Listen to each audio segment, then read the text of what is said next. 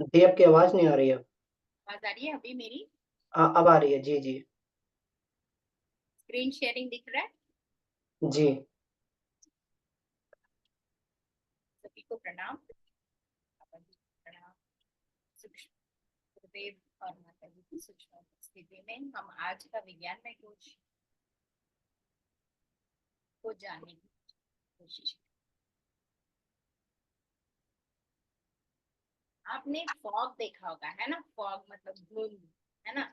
बहुत सारी धुंध आती है तो हमें सामने का भी कुछ भी दिखाई नहीं। ऐसे ही हमारे जीवन में भी सारा जीवन हम कुछ मानते हुए कुछ चलते हुए ऐसे चलते चले जाते हैं कि अपने आप को शरीर मान लिया, शरीर के हिसाब से हम काम कर रहे हैं, कर रहे हैं और फिर आगे बढ़ते जाते हैं। तो पता ही नहीं चलता कि अरे है क्या, सच्चाई है क्या, है ना, रियलिटी क्या है, ये हमको नहीं पता चलता। तो जैसे जैसे हम आगे बढ़ते हैं फॉग में, तो हमको थोड़ी थोड़ी क्लैरिटी आने लगती है। एक एक कोश की साधना जब हम करते हैं, पंचकोश साधना में यही होता है कि एक एक कोश जब हमको धीरे धीरे समझ में आता है कि अरे अन्न में कोश से हम जैसे ऊपर उठते हैं, फिर मन, प्राण में कोश, फिर अन्न, मनोमय कोश, ऐसे धीरे धीरे एक एक बादल जैसे छटते हैं ना, तो उसके अकॉर्डिंगली फिर हमको पता चलता है कि हम कैसे कैसे आगे बढ़े। तो जैसे जैसे हम शरीर, तुम अपने शरीर के कैसे सभी कोश जैसे जैसे क्लियरली दिखाई देने लग जाते हैं, तो है ना? तो फिर हम क्या करते हैं, एक एक कोश से जैसे जैसे आगे बढ़ते हैं तो विज्ञान में कोश में जब हम पहुंचते हैं, तो विज्ञान का मतलब ही होता है कि विशेष ज्ञान, है ना? तो आत्मा का ये चौथा आवरण है। और विज्ञान का अर्थ है विशेष ज्ञान, मतलब क्लैरिटी हमको एकदम अच्छे से समझ में आनी चाहिए। तो विज्ञान का और एक मतलब भी होता है कि श्रद्धा, हमारी धारणा, हमारी मान्यता, और फिर उसके हिसाब से हम अपने आप को कैसे अनुभव करते हैं, है ना? तो हमारी जिस मनोभूमि में हम ये पहुंचकर अपना जीव यह अनुभव करता है कि मैं शरीर नहीं हूँ, अब तक मैंने अपने आप को शरीर मान लिया और शरीर के सुख दुख सब कुछ उसी को अपना ही समझा। जरा सा दुख हुआ तो अरे दुख रहा है, अरे दुख रहा है, अरे ये हो रहा है, अरे वो हो रहा है ना? तो ये सब जब हमको पता चलता है विज्ञान में कोश में पहुंचने के बाद कि मैं शरीर तो हूं ही नहीं, मतलब एकदम से अपनी रियलिटी जैसे ही सामने आती है तो पूरा का पूरा हमारी मान्यता हर चीज बिखर जाती है। जो हम अभी तक मैं अपने आप को शरीर समझ के शरीर को सुंदर बनाना, शरीर को बहुत पुष्ट बनाना, और फिर पुष्ट तो बनाना है, सुंदर भी बनाना है, लेकिन ये पता नहीं चलता कि ये शरीर, मैं शरीर नहीं हूँ, शरीर के आगे भी कुछ हूँ। तो क्या हूँ वो मैं, है ना? तो मैं शरीर नहीं हूँ तो मैं क्या हूँ, तो आत्मा हूँ। आत्मा हूँ कहते ही हमको समझ में आने लगता है कि अरे मैं तो इससे अलग हूँ। तो जीव की स्थिति जिस जिस कोश में हम रहते हैं, जैसे अन्नमय कोश में रहते हैं तो कोई पूछे आप कौन हो, तो हम क्या बोलते हैं कि अरे मैं तो फला, मैं स्त्री हूँ, मैं पुरुष हूँ, या मैं मोटी हूँ, या मैं पतला हूँ, है ना? ऐसे बोलते रहते हैं हम। फिर या मैं पहलवान हूँ, या काला हूँ, गोरा हूँ, अब ये सारे भेदों के अकॉर्डिंगली हम अपनी पहचान बताते हैं, है ना? फिर थोड़ा सा जैसे हम आगे बढ़ते हैं कि अन्नमय से जब हमारे जीव की, मतलब हमारी स्थिति प्राणमय कोश में होती है, तो फिर हम देखते हैं कि नहीं, हमारा टैलेंट क्या है, हमारे गुण क्या है ना? गुणों के आधार पर हम अपना बोध बताते हैं कि अरे मैं तो, है ना, शिल्पी हूँ, मैं संगीतज्ञ हूँ, अगर मैं म्यूजिशियन हूँ, या मैं साइंटिस्ट हूँ, है ना? या मैं मूर्ख हूँ, या कायर हूँ, मुझे बहुत डर लगता है ना? या वीर, मैं बहुत वीर हूँ, मैं बहुत साहसी हूँ, है ना? ऐसे हम बताते रहते हैं। लेखक हो, लिखने वाला हो तो वक्ता है, मैं स्पीकर हूँ, मोटिवेशनल स्पीकर हूँ। ऐसे अपनी पहचान हम कुछ और बताने लगते हैं जैसे जैसे हम प्राण में कोश में, या तो मैं गरीब हूँ, या मैं बहुत पैसे वाली हूँ, रिच हूँ, है ना? अपना रिचनेस का हम बखान करते रहते हैं कि नहीं मैं तो ऐसे ऐसे फलाना फलाना इस स्टेटस की हूँ, है ना? तो ऐसे हम बताते रहते हैं। फिर बाद में जैसे ही मनोमय कोश में आते हैं हम, तो उसका साधक अगर हो तो वो मन की मान्यता, कि मन से मैं अपने स्वभाव के आधार पर मैं कैसी हूँ, उसके अकॉर्डिंगली मैं बताती हूँ। जैसे अगर मैं मुझे लालच बहुत है तो मैं लोभी हूँ, है ना, दम्भी, या चोर है तो चोर, या फिर उदार है, बहुत खुले दिल से हम सबको बांट रहे हैं, सब कुछ बांट रहे हैं, है ना? तो उसके अकॉर्डिंगली नहीं रे बाबा, मैं तो बहुत कुछ दान धर्म बहुत करती हूँ, ऐसे, है ना, निष्ठुर हूँ, या नहीं तो परमार्थी हूँ, या स्वार्थी हूँ, नहीं बाबा मुझे किसी को कुछ नहीं देना, मैं अपने लिए ही जीती हूँ, ऐसे कहकर बताते हैं, है ना। आस्तिक हूँ, नास्तिक हूँ, या फिर संयमी हूँ, है ना, विषयी हूँ, या फिर बहुत ज्यादा अ, अ, हर चीज में मैं अपने मान्यताओं को ही महत्व देती रहूंगी, अपने बिलीव्स को सामने रखती रहूँ, तो उस समय मनोमय कोश में मैं हूँ, ये पता चलेगा। और जब मैं विज्ञानमय कोश की साधक बन जाती हूँ, तब मेरी अपने बिलीव्स, यहाँ तक के जो भी थे ना गुण, ये सब धरे के धरे रह गए। तब मुझे एक अंदर से है ना एक जिज्ञासा होती है कि मैं आखिर में हूँ कौन, सच्चाई क्या है मेरी, गुण नहीं है मेरे अपने, और फिर ये सारी चीजें तो बाहर की दिखाई पड़ने लगता है। तो फिर मैं हूँ कौन, तो वो खोज शुरू हो जाती है, अपनी जिज्ञासा शुरू हो जाती है, क्लैरिटी मुझे चाहिए। धुंध जो था इतने दिनों से, इतनी मान्यताओं का मेरे अंदर, वो जो कालीमा बादल छाए हुए थे, वो सब छटने लगते हैं धीरे धीरे, जैसे जैसे मेरी जिज्ञासा और बढ़ने लगती है कि मैं हूँ कौन, आखिर मेरा ये शरीर तो शरीर है। तब मैं शरीर को अपना मतलब अलग समझने लगती हूँ, ये शरीर मुझसे अलग है, मैं ये शरीर नहीं हूँ, ये बात समझ में आती है। तो फिर मैं क्या हूँ, आत्मा हूँ। बोलना ये बहुत इजी है कि मैं एक विशुद्ध आत्मा हूँ, आत्मा के अतिरिक्त मैं कुछ भी नहीं, ऐसा हम सिर्फ बोलने लग जाते हैं। बोलना और समझना, अनुभव में लाना, ये दो डिफरेंट बातें, दोनों में जमीन आसमान का अंतर है। शरीर मानना और फिर आत्मा मानना, दोनों एक दूसरे के एकदम अपोजिट होते हैं, है ना। तो इसमें मैं विशुद्ध हूँ, आत्मा हूँ, और ये शरीर क्या है, मेरा वाहन है, और प्राण मेरा अस्त्र है, मन मेरा सेवक है। मैं इन सबसे ऊपर हूँ, ऊपर उठ के हूँ, है ना, और इन सबसे अलग हूँ। ये सभी मेरे सेवक हैं। मेरा स्वार्थ और इनका स्वार्थ दोनों अपोजिट है, अलग अलग है, इन दोनों के बीच में कोई समानता नहीं है। तो फिर मैं सोचने लग जाती हूँ कि अरे यार, मैं तो इतने दिन से जो सोच रही थी, जो कर रही थी अपने शरीर के लिए, अपने आप के लिए, वो मैं तो हूँ ही नहीं। तो फिर ये अलग से होना क्या है, इसको समझने की कोशिश करते हैं। जैसे हम एक मोबाइल भी लेते हैं तो एप्स आते हैं उसके अंदर, तो हर ऐप में डिफरेंट डिफरेंट उसके कैरेक्टर्स होते हैं ना, डिफरेंट डिफरेंट उसकी कैसे उसको चलाना है, कैसे करना है, उसके बारे में हम पढ़ते हैं। फिर अपने ऐप के बारे में, अपनी आत्मा के ऐप के बारे में जब जाना ही नहीं, अभी तक हम ऐप हैं वो तो जाना ही नहीं, अभी तो सिर्फ शरीर को ही ऐप मान रहे हैं। तो वो जानना, यही विज्ञान में कुछ है, अपने आप के बारे में सच्चा सच्चा ज्ञान, रियलिटी, फैक्ट, सच्चाई, ये जानना ही विज्ञान में कोश में हमारा पहुंचना है। तो जैसे जैसे हम आत्मा के बारे में जानने लगते हैं, तो यहाँ पे हमारा दृष्टिकोण जो है, जो सांसारिक था अभी तक, जो शरीर के प्रति था, वो बदल जाता है। गीता में भी कहते हैं ना, योगियों का लक्षण अलग होता है। योगी जो होता है वो एकदम, जो सांसारिक लोग होते हैं उनके अपोजिट चलता है। अपोजिट चलने का मतलब, वो दिन में सोता है और रात में जागता है। इसका मतलब क्या है, मतलब जहाँ पे सांसारिक लोगों का दृष्टि रहती है कि मुझे ये चाहिए वो चाहिए, शरीर के प्रति मटेरियलिस्टिक जैसे रहते हैं, तो वो योगी का वैसा एटीट्यूड नहीं।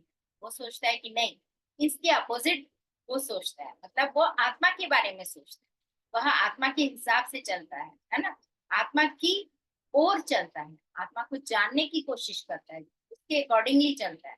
उसके सारे मतलब जो भी है बॉन्ड्स, नीड्स, उसके सब कुछ अलग होते हैं। हम देखते हैं ना, जितने भी योगी लोगों के हैं, तो वो कितने कम इसमें जीना पसंद करते हैं, कम से कम इसमें। जैसे अपने गुरुदेव भी हैं, उन्होंने बहुत कम, चाहो तो वो बहुत कुछ मटेरियलिज्म में बहुत अच्छे से जी सकते थे, जबकि जमींदार के बेटे थे, है ना, इतना सब कुछ वैभव में जी सकते थे, बहुत सारा इसमें जी सकते थे, लेकिन नहीं, उन्होंने अपने लिए एकदम कम चीजें रखी मटेरियलिज्म में, और फिर उसका वो परमार्थ में सब कुछ देते रहे। वही जो मटेरियलिस्टिक इंसान होता है, सांसारिक इंसान होता है, वो सब कुछ अपने लिए बटोरता है, सबके लिए नहीं देता, है ना। स्वार्थ, निस्वार्थ भाव नहीं होती उसमें, स्वार्थ पड़ता ज्यादा होता है। तो यही बात भगवत गीता में कही गई कि हमारा लक्षण क्या है, योगी का लक्षण क्या होता है, वह हमेशा उल्टा चल, उल्टा चलने का मतलब हमको समझ में आना चाहिए कि हमारा जो आत्मा की ओर अग्रसर हो रहे हैं हम, सबकी परमार्थ की ओर अग्रसर हो रहे हैं। यह विज्ञान में कोश में हमें क्या होता है, यह किसका केंद्र है, सूक्ष्म शक्तियों का, सूक्ष्म सिद्धियों का केंद्र है।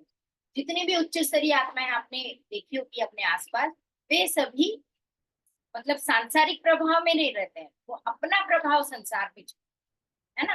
तो सारा जितनी भी अपनी आत्मा से चलते हैं, अपनी अंतःकरण को वो ज्यादा महत्व देते हैं।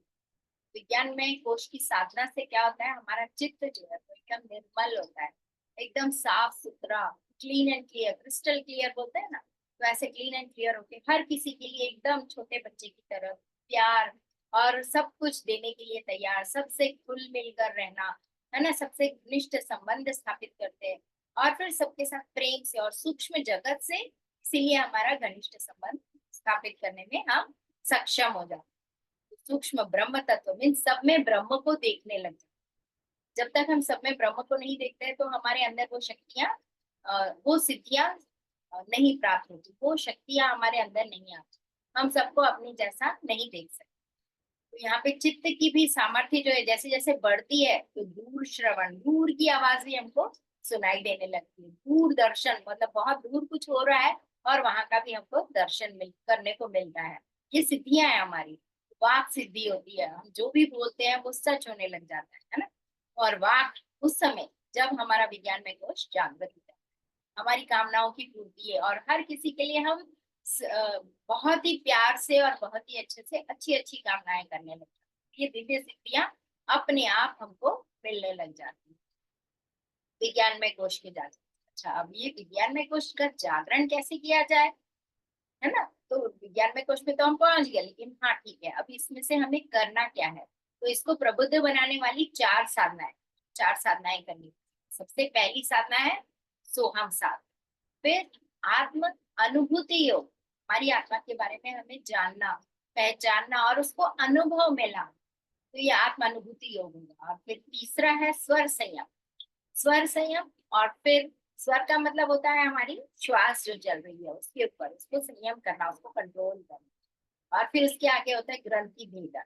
तो अब देखते हैं एक एक कि कैसे हम इन साधनाओं के माध्यम से अपने विज्ञानमय कोश का जागरण करें। सबसे पहला है सोहम साधना। सोहम साधना में हम क्या करते हैं, श्वास लेते हैं, श्वास तो हर कोई ले रहा है, आप भी ले रहे हैं, मैं भी ले रही हूँ, हर प्राणी श्वास ले रहा है। लेकिन इस साधना में हम क्या करते हैं, हम उस श्वास को लेते समय सचेत हो जाएंगे कि हम कैसे श्वास ले रहे हैं, क्यों ले रहे हैं, कैसे अंदर आ रहे हैं, हम हैं कौन, हम वही ईश्वर के छोटे से अंश, है ना। जो क्वालिटीज ईश्वर में है वही क्वालिटीज मुझ में भी है, कुछ में है मतलब कैसे, तो वो श्वास जब हम ले रहे हैं, अंदर श्वास ले रहे हैं, तो उन क्वालिटीज को अपने साथ में खींच के अपने अंदर, अपने रग रग में, अपने कण कण में हम ठूस ठूस के भर रहे हैं, जैसे एकदम लबालब ईश्वर तत्व हमारे अंदर भर रहे हैं। ये साधना विशेष रूप से हमको करनी पड़ेगी। ध्यान में जब हम बैठते हैं तो श्वास ले रहे हैं, पहले हम अपना नाक के पास उंगली रखें और अपने आप को देखें, आप सभी देख सकते हैं इस वक्त, तो देखें कि है ना आपका श्वास कौन सा चल रहा है। सबसे पहले जैसे अभी मेरा लेफ्ट चल रहा है, तो हम देखेंगे ऐसे जिस तरह से श्वास जहां से ज्यादा निकल रही है बाहर, तो उससे हमें समझ आ जाता है कि हमारा कौन सा स्वर चल रहा है। इसमें दायां स्वर और बायां स्वर, दो स्वर होते हैं। तो दो स्वर में जो दायां होता है वह होता है सूर्य स्वर। सूर्य स्वर मतलब गर्म सांस। हम छोड़ते समय देख सकते हैं कि राइट की ओर से जो हमारा श्वास निकल रहा है तो वह गर्म होता है। सूर्य स्वर जब चलता है तो हमारे अंदर गर्मी बढ़ती है। और फिर देखें हम श्वास छोड़ के, अगर हमारा चंद्र चल रहा है, लेफ्ट से छूट रहा है, लेफ्ट से, तो ठंडा रहेगा, है ना। तो ये ठंडा स्वर जो है इसको कहते हैं चंद्र स्वर। और जब दोनों चलने लग जाए तो वह सुषुम्ना होता है ना, तो दोनों भी साथ में चल सकते हैं। तो हम देखें धीरे से श्वास लेते हुए, और जब अंदर ले रहे हैं तो इस तरह की भावना करें, सो की आवाज हमारे अंदर गूंजे और हमारे कानों में सुनाई दे। तो जितनी ज्यादा यह अंतःकरण में अनुभव होने लगती है इस साधना के साथ, तो हमें और अच्छा लगने लगता है, हमें पता चलता है, क्लैरिटी आती है, धुंध सारी हट जाती है, कालीमा सब छट जाती है। तो निखिल ब्रह्मांड से विश्व का जो महान महाप्राण है उसको हम नासिका के द्वारा हम अंदर कैसे खींच रहे हैं, कुछ तो हो, कोई तो छिद्र हो, है ना। तो हमारे नासिका के दो छिद्र जो है इनसे हम खींच के अंदर लेते हैं और सो कहते हुए उस ईश्वर के सारे गुणों को अपने अंदर भरते हैं। एक बार करके देखते हैं। और जब हम कहते हैं तो हम में क्या होता है, हमारे अंदर का जो जो भी नकारात्मक, वो सारी की सारी हम बाहर छोड़ दें। हमारे अंदर का वो जीव भाव, या इसके ऊपर हमने कब्जा कर लिया है ना, इस शरीर पे हमने कब्जा कर लिया है, वो सारा का सारा भाव हम बाहर छोड़ दें। एक बार हम करके देख लेते हैं। श्वास अंदर लेते हुए, सो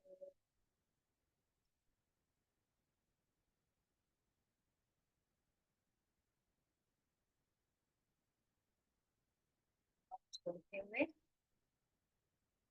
हम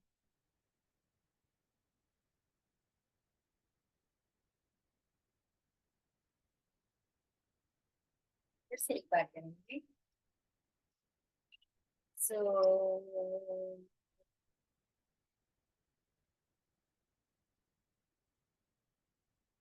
छोड़ते हुए, हम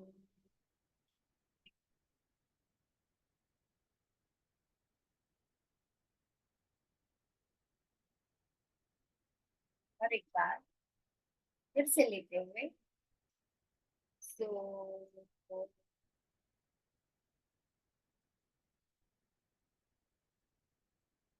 छोड़ते हुए, हम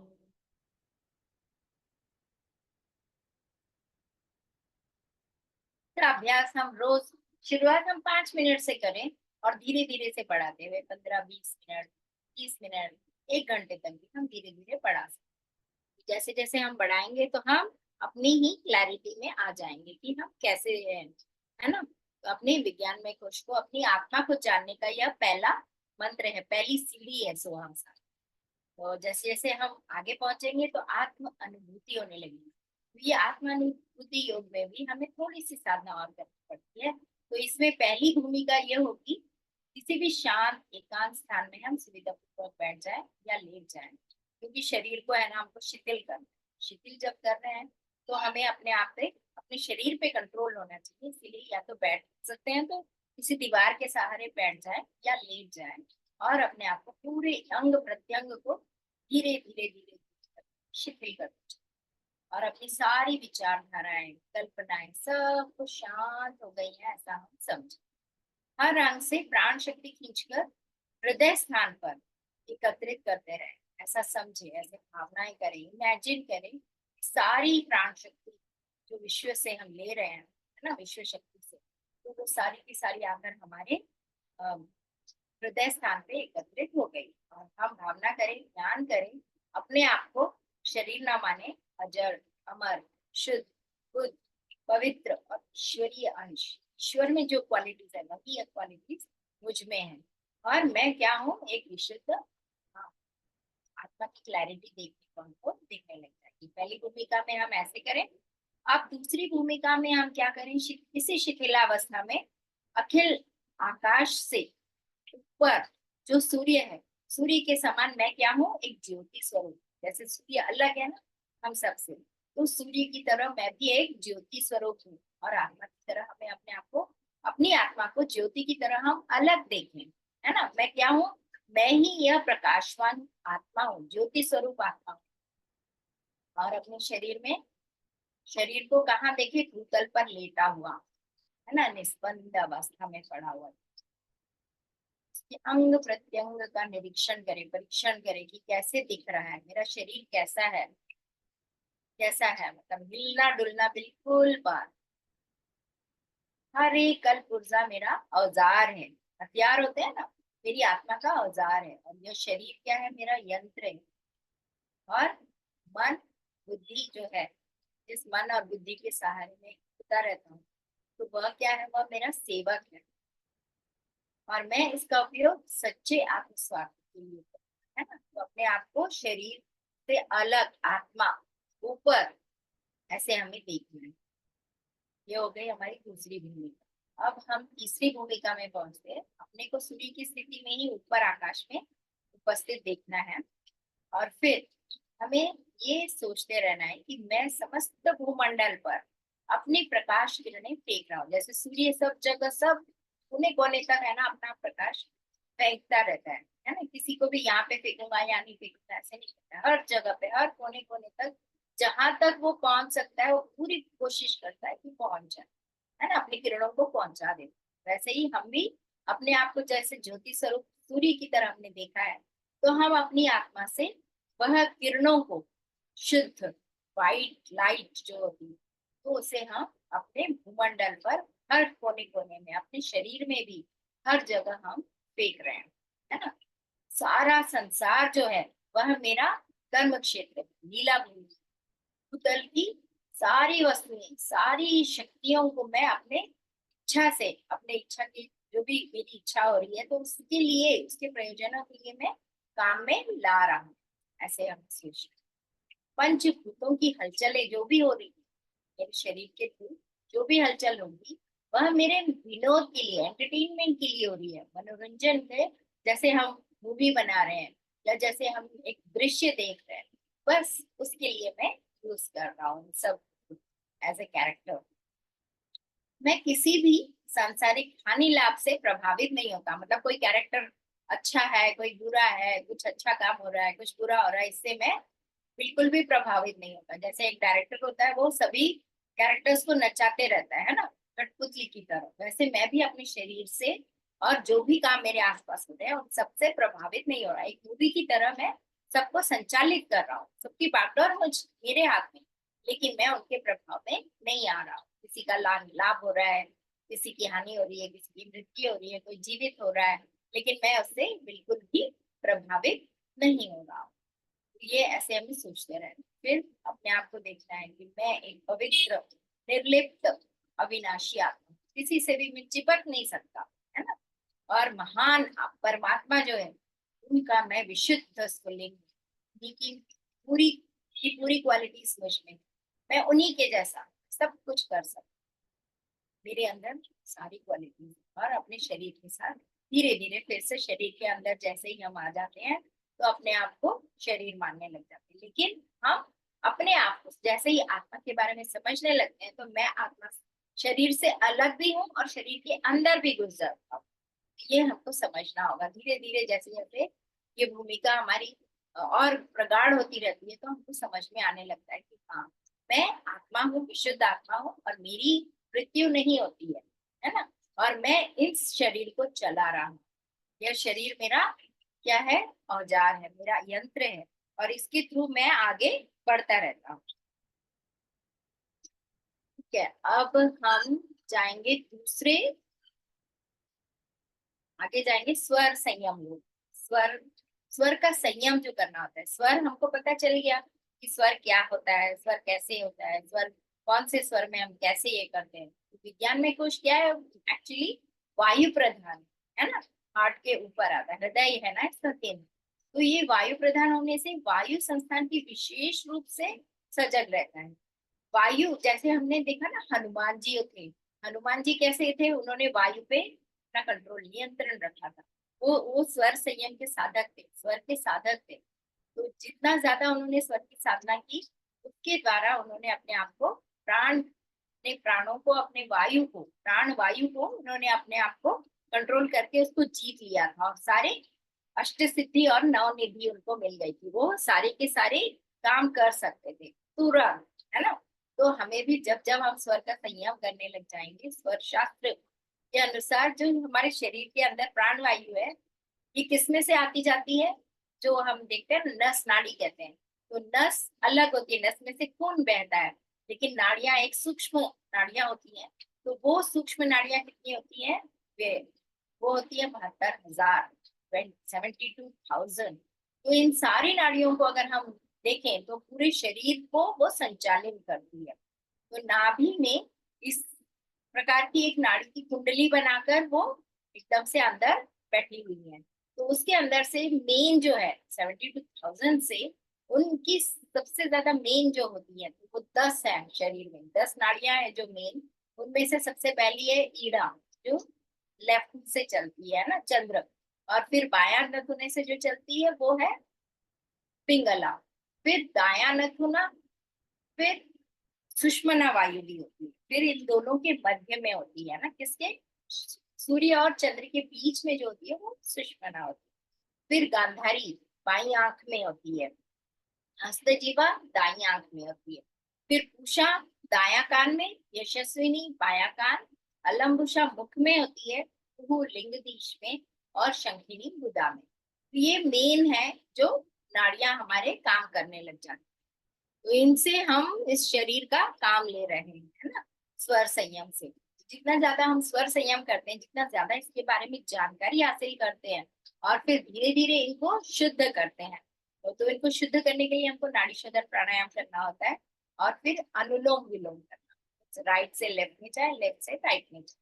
और नाड़ी शोधन में हम अ, हम क्या करते हैं, अपने नाड़ियों की शुद्धता करते हैं। तो पहले हम लेफ्ट से लेकर और फिर लेफ्ट से ही छोड़ देते हैं, फिर 3 बार, और फिर राइट से लेकर राइट से छोड़ देते हैं, और फिर दोनों एक साथ लेकर एक साथ छोड़ते हैं। ये पूरा क्रम मिलाकर एक नाड़ी शोधन। तो एक बार हम करके देख लेते हैं। लेफ्ट से श्वास लेना है और लेफ्ट से ही छोड़ देना है, फिर से लेना है, छोड़ देना है,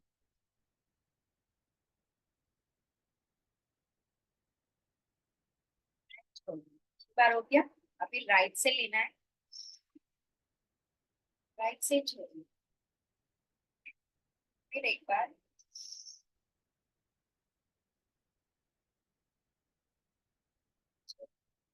फिर एक बार।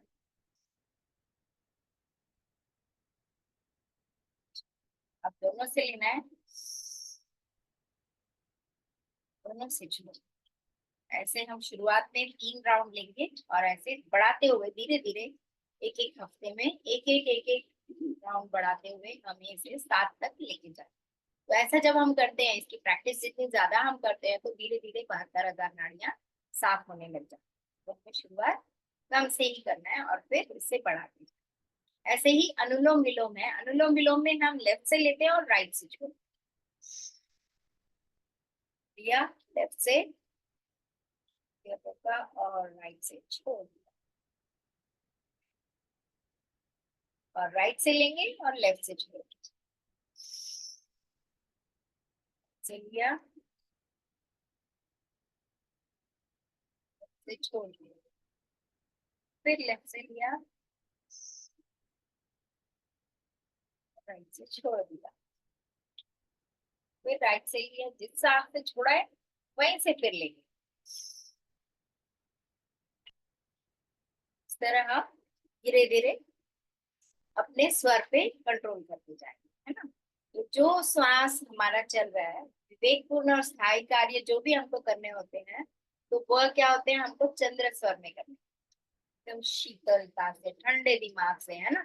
अगर हमको क्या कहते हैं, कोर्ट में साइन करना है कहीं पे डॉक्यूमेंट्स पे, तो वो चंद्र स्वर चलता हो तो हमारा अच्छा रहेगा, मीन्स विवेक पूर्वक हम उस पे काम करेंगे। और जो स्वर हमारा अ, आदेश के लिए, या युद्ध में जाना है, हमको दौड़ भाग करनी है, स्पोर्ट्स में करना है, तो हमारा राइट स्वर चलना चाहिए। उष्णता प्रदान, उत्साह जिसमें होता है ना, और जिसमें क्रियाशीलता है, मीन्स एक्शन होना चाहिए, तो उसके लिए बलवर्धक जो होता है वो सूर्य स्वर।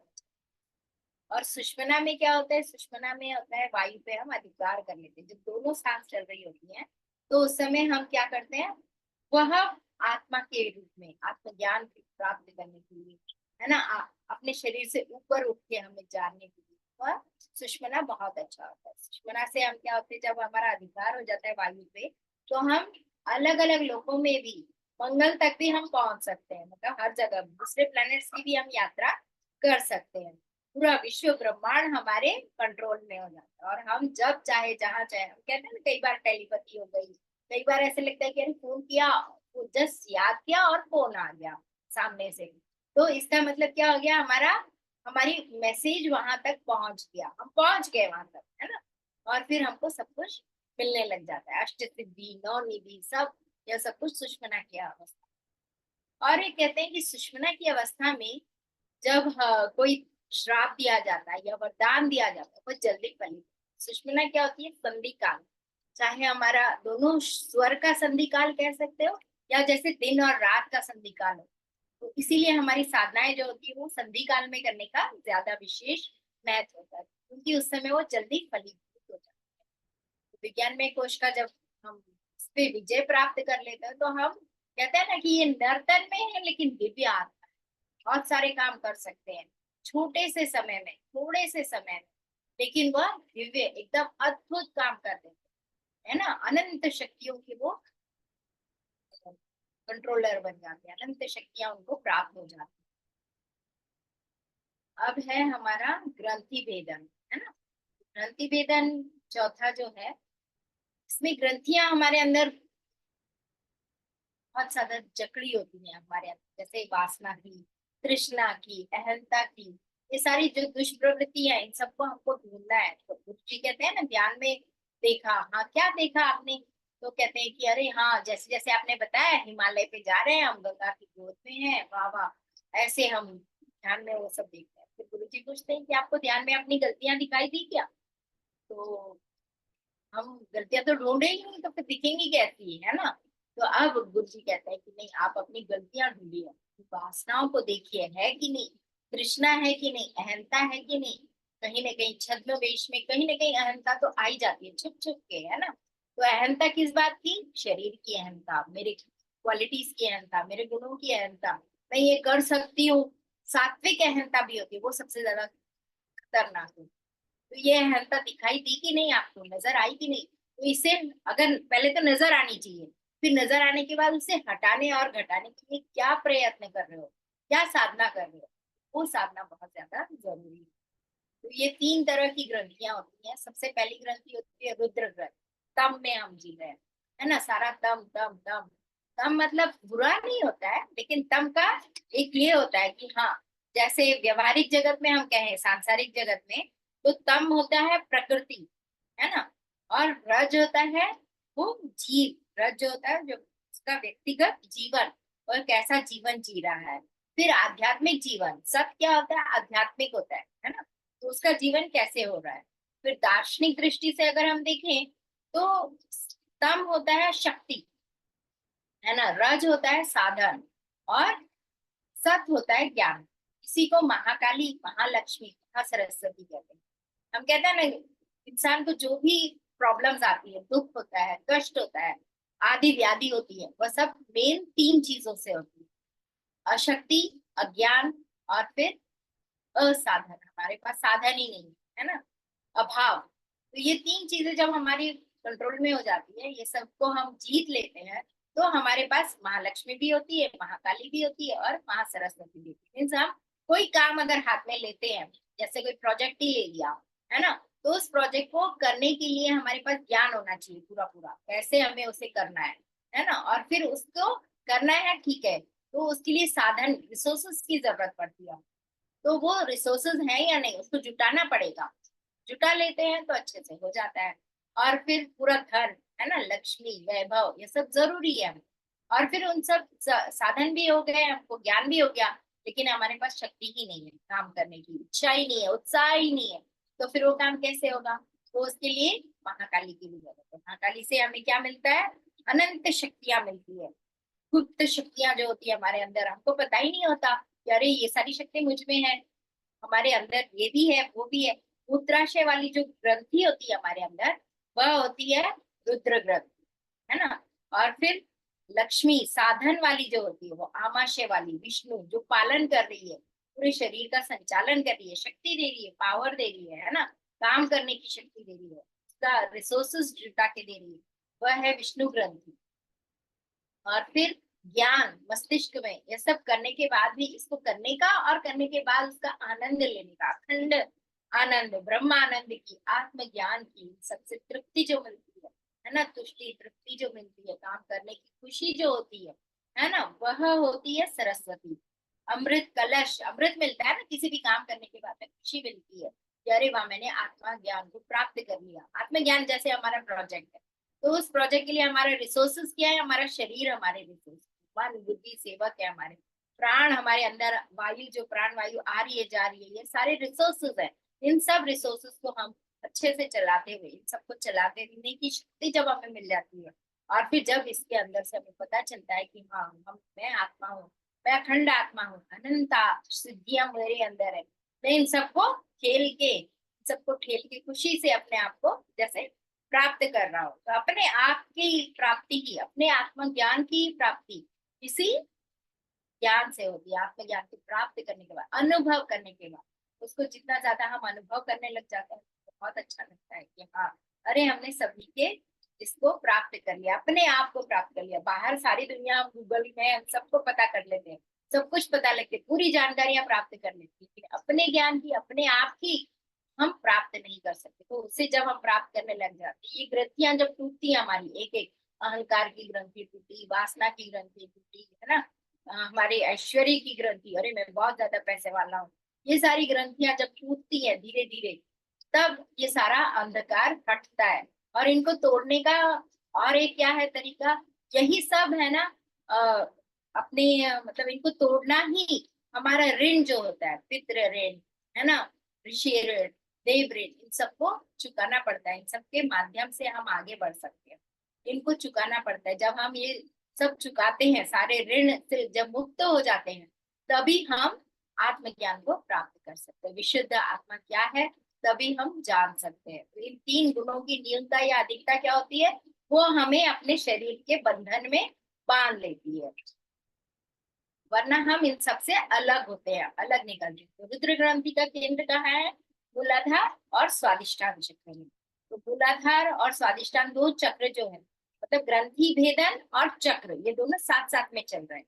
तो इन दोनों के बीच में एक बीज मंत्र भी होता है, जो क्लीम क्लीम, अगर आप बीज मंत्रों की सहायता भी लेते हो, साधना करते हो, तो इससे ये ग्रंथि अपने आप टूट जाती है, अपने आप छूट जाती है, मतलब ये खुलने लगता है, यहाँ से वो पंखुड़ियां खुलने लगती है, ये चक्र जागृत होने लगता है, और फिर हमें वहां की विशेष जो भी शक्तियां हैं वो सारी मिलने लग जाती है। जैसे रुद्र ग्रंथि में क्लीम बीज अगर हमने जप किया, तो इसमें हमको क्या मिलेगा, समृद्धि मिलेगी, बहुत सारी, है ना, बहुत सारी शक्तियां मिलने लग जाएंगी, अनंत जो हमारे अंदर गुप्त पड़ी हुई है शक्तियां, वो अपने आप प्रकट होने लगेंगी, बाहर निकलेंगी, और हमको खुद अपने आप से हैरानी होगी कि अरे ये काम हम कर सकते हैं, इतनी शक्ति हमें थी, सामर्थ्य था, हमारा सामर्थ्य बाहर निकलता है, टैलेंट जो है वो बाहर निकल के आता है। तो और फिर विष्णु ग्रंथि कहाँ है, मणिपुर और अनाहत चक्र, है ना। तो ये दो चक्रों के बीच में जब हम श्रीम बीज का अ, उच्चारण करते हैं, श्रीम बीज की साधना करते हैं, तो धीरे धीरे हमारे अंदर महालक्ष्मी का जागरण होता है, और हमारे अंदर के अनंत वैभव, जो भी पूरे संसार का भी वैभव है, अनंत ऐश्वर्य की प्राप्ति हमें होती है। Means हम जो भी काम करने जाएंगे वो रिसोर्सेज अपने आप हमको मिलने लग जाएंगे उस साधना से, सारे के सारे रिसोर्सेज हमको मिलेंगे, तो हम आगे बढ़ने की शक्ति हमको मिल जाएगी। और ऐसे ही मस्तिष्क में, हमारे सिर में जो है ब्रह्म ग्रंथि है, और इसके चक्र जो है आज्ञा चक्र और सहस्त्रा विशुद्धि चक्र, ये दोनों चक्र जो है आकाश तत्व का जैसे जैसे है, तो ये चक्र जो है, इन चक्रों में अगर हमने रींग बीज का, बीज मंत्र का जप किया, तो इससे ये पंखुड़ियां खिलने लग जाएंगी, और हमारी वाक सिद्धि होगी, आकाश की भी प्राप्ति होगी, आकाश से हम मतलब डिवाइन मैसेजेस जो होते हैं वो हम कलेक्ट कर सकते हैं, हर जहां से भी गुरु जी से हम अपने आप संपर्क कर सकते हैं, है ना। गुरु जी ने कहा भी है कि जब भी आपको मुझसे संपर्क करना है, तो बस संडे के दिन सुबह सुबह ब्रह्म मुहूर्त में सिर पे सिर्फ 10 बार हाथ ऐसे घुमा लो, और फिर देखो, फिर उसके बाद आप बस शांत बैठ जाओ, और फिर देखो आपका और मेरा सफर मिल जाए। तो मस्तिष्क की जब यह ग्रंथि, ब्रह्म ग्रंथि खुल जाएगी, तो डिवाइन मैसेजेस मिलते हैं, और फिर उनके थ्रू, उनके माध्यम से हमारे कोई भी काम जहाँ पे हम अटक गए हैं कि हम ये करें ना करें, ये ठीक है या नहीं है, कैसे हम आगे बढ़े, तो ये सारे मैसेजेस हमको गुरु जी से प्राप्त होने लग जाते हैं। तो ये हमें जरूर करना चाहिए, तीनों ग्रंथियों का के लिए तीनों बीज मंत्र जो है, ये तीन बीज मंत्र की जितनी ज्यादा हम साधना करेंगे, तो हम इन ग्रंथियों को, मतलब तप, इनके ऊपर तप करना है, तप और जप हमेशा करते रहना, और जितना ज्यादा करेंगे तो ये गर्मी से ये ग्रंथियां पकती है, पक के ये, जैसे है ना, कोई भी कहता है ना, पेड़ पे भी कुछ फल होता है, तो वो कच्चा जब तक रहता है तो उसमें समझ नहीं आता, जैसे जैसे पक्का हो जाता है तो उससे मधुर, बहुत मीठे हो जाते हैं, और उसे खाने में भी ज्यादा आनंद आता है। तो ऐसे ही हम जैसे जैसे अपनी ग्रंथियों को तपाकर, पकाकर हम उनसे ऊपर उठने लगते हैं, तो हमें आत्मज्ञान और अच्छे से प्राप्त होता है, और उसकी अनुभूति होने लगती है, और बहुत ही प्यारा फल, मीठा फल हमको मिलने लगता है। अब यहाँ पे मूल बंद, जो ग्रंथि भेदन में हम सबसे पहले क्या करते हैं, मूल बंद करके उसमें अपान और पूर्व को जैसे चिमटे की तरह ना पकड़ के, उस ग्रंथि को पकड़कर उसको रेचक से हम है ना रेचक से हम दबाते हैं, और क्लीन बीज जब बोलते हैं तो इसको कुंच की क्रिया कहते हैं। और इसमें धीरे धीरे वह फिर जैसे पूरी की तरह वो खिलने लग जाता है। ये मूल बंद में जब हम करते हैं रुद्र ग्रंथि, है ना, क्लीन बीज मंत्र से खुलती है। फिर जालंधर बंद से जब हम जालंधर बंद करते हैं तो इसमें समान और उदान प्राण से दबाते हैं हम, और श्रींग बीज मंत्र जो है उस वो जब उच्चारण करते हैं तो उससे वह जागृत होता है। यहाँ पे पूरक प्राणायाम करते हैं, और फिर श्रींग बीज की भ्रामरी, जैसे भंवर होता है ना, भ्रमर घूमते रहता है, और वो दूसरे को भी अपने जैसा बना लेता है ना, वो दूसरे कीड़े को भी वह अपने जैसा बना लेता है। तो ऐसे भ्रमर की परिक्रमा, यही परिक्रमा, यही विष्णु का चक्र भी कहते हैं, इसी को विष्णु का चक्र होता है ना, चक्र, सुदर्शन चक्र। तो यह गोल गोल घूमना जो होता है श्रींग बीज मंत्र से, गोल घूमना, इससे विष्णु ग्रंथि जागृत होती है। यह हमारे अ, गले में होती है, और इसके जागरण से हमारा जैसे थायराइड वायराइड है वो भी ठीक हो जाता है। और फिर हम धीरे धीरे इसको जितना ज्यादा हम करने लग जाते हैं तो हम भी आत्मा जो है वो परमात्मा की तरफ बनने लग जाती है, समझने लगती है कि नहीं, मैं सिर्फ आत्मा नहीं हूँ, मैं उसी परमात्मा का अंश हूँ, इसके अंदर सारे गुण भरे हुए हैं। और धीरे धीरे जब हम व्यान बंद करते हैं तो व्यान और धनंजय प्राण से हमारी ये ब्रह्म ग्रंथि जो है वो मूलाधार में ही श्रीम शक्ति का जागरण करती है, और कुंभक की प्रेरणा से रीम की प्लावनी परिक्रमा द्वारा ब्रह्म ग्रंथि का जागरण होता है। वह धीरे धीरे ऊपर उठती है और सहस्त्रार में पहुंच जाती है, मीन्स पूरा ज्ञान, पूर्ण ज्ञान प्राप्त। तो यह हमको ग्रंथि वेदन करके अपनी आत्मा को हम जितना ज्यादा समझेंगे, जितना ज्यादा उसके पास पहुंचेंगे और जितना उसको अनुभव करेंगे, हम आगे आगे बढ़ते हुए अपनी आत्मा को प्राप्त कर लेंगे। तो यह हमारा रहा विज्ञानमय कोश के द्वारा हम अपने आप को सच्चे सच्चे अर्थों में अपनी आत्मा की तरफ समझें, और फिर उस परमात्मा की ओर अग्रसर हों। प्रणाम सभी को।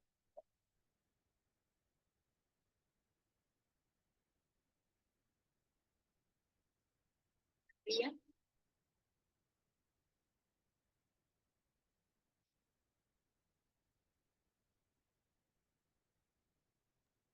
जी दी, बहुत बहुत धन्यवाद। इसमें इसको शेयरिंग बंद कर सकते हैं।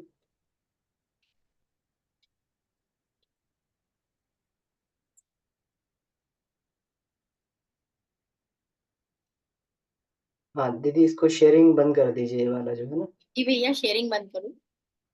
जी जी जी। तो अभी विषय तो पूरा हो गया ना दीदी, कि कुछ अभी बचा है अभी इसमें?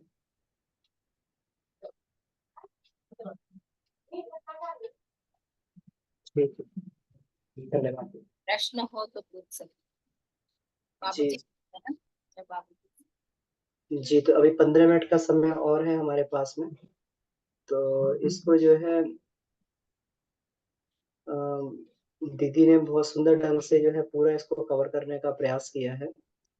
तो इसके लिए दीदी को बहुत बहुत धन्यवाद। और इसमें यथावत पूर्णतो ज्ञानम संसारस्य च स्वस्य च, अपने आप का पूरा ज्ञान, ठीक ठीक ज्ञान, अपने आप का और संसार के बारे में पूरा ज्ञान होने पर ही जो है इसको विज्ञ लोग ये बोलते हैं कि विज्ञान में कोश का जागरण हुआ।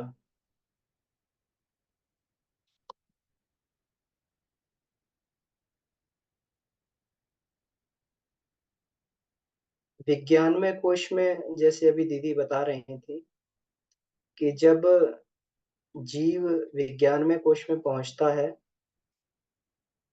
तो उसकी शरीर की मान्यताएं समाप्त होकर आत्मिक मान्यताएं बनने लगती हैं।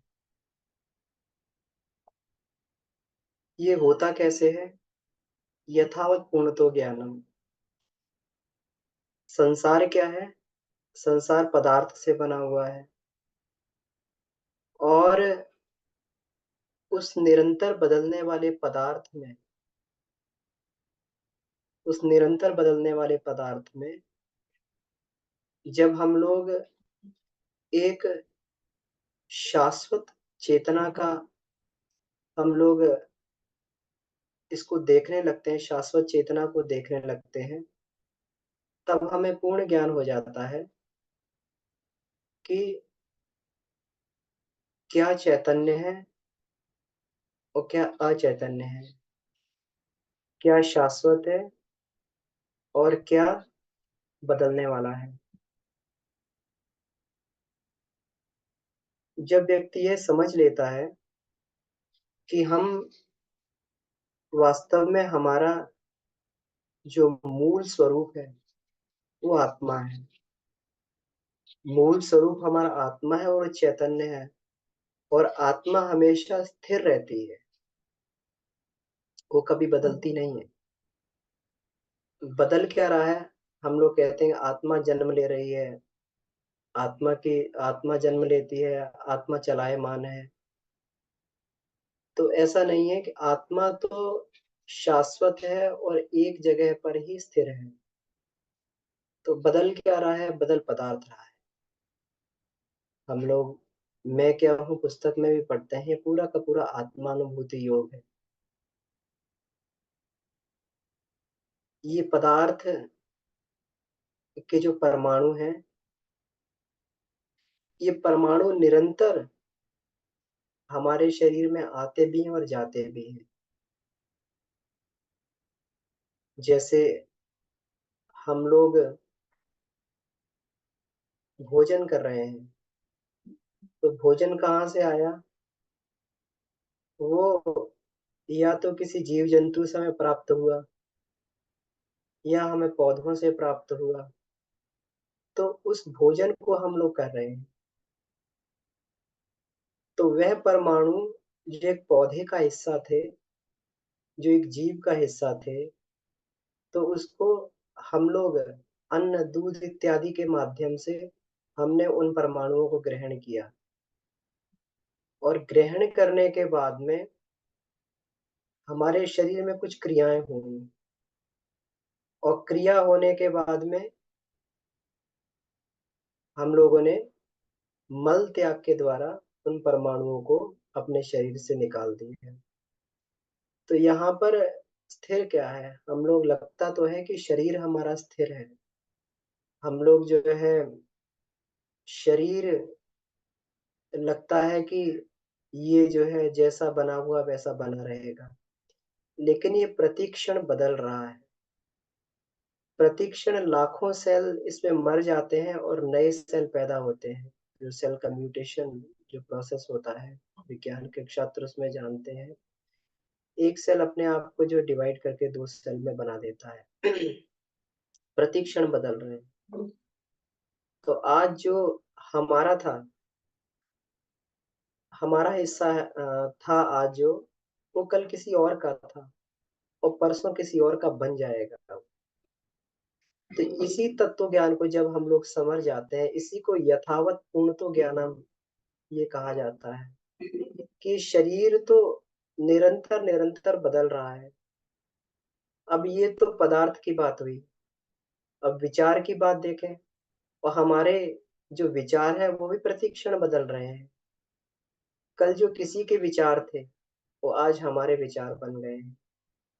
हम लोग कभी भी जब भी किसी के प्रभाव क्षेत्र में आते हैं, तो उसके विचारों का ओरा, उसके विचारों का चुंबकत्व हमें खींच लेता है।